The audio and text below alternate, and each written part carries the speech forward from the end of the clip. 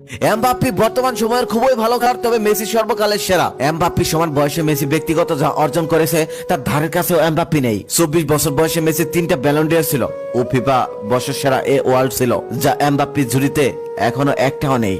মাত্র 20 বছর বয়সে ফিফা কর্তৃক যুব বিশ্বকাপ trophy, golden ball, golden boot সবই জিতেছিলেন তিনি। এমবাপ্পের সমান বয়সে মেসির গতি ছিল 34.5 থেকে 35.5 কিলোমিটার, যদিও সেটা এমবাপ্পের থেকে 1 কিলোমিটার কম ছিল। তবে সব থেকে মজার বিষয় হচ্ছে বয়সের সাথে সাথে আর ইনজুরিতে গতি আস্তে আস্তে কমে যায়। শুধু গতি দিয়ে ফুটবল খেলা হয় না, যেমনটা হয়েছিল ব্রাজিলের লিজেন্ড রোনালদোর ক্ষেত্রে।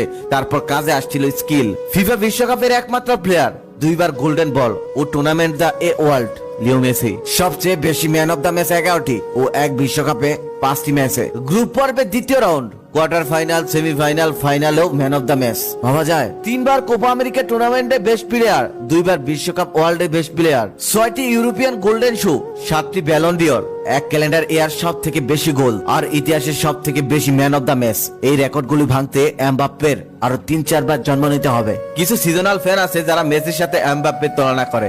তারা হয়তো খেলা সম্পর্কে ঠিক মতো বোঝায় না বা অতীতের ধারণা নেই। এমবাপ্পে ফাইনালে ভালো খেলেছে, তবে মেসি কি দাঁড়িয়েছিল 2টা গোল, একটা অ্যাসিস্ট, সর্বোচ্চ রোলিং নিয়ে ফাইনালেও ম্যান অফ দ্য মেসি। সব থেকে বড় কথা হলো 8ম ব্যালন ডি'র লোডিং, যা এখনো এমবাপ্পের স্বপ্ন।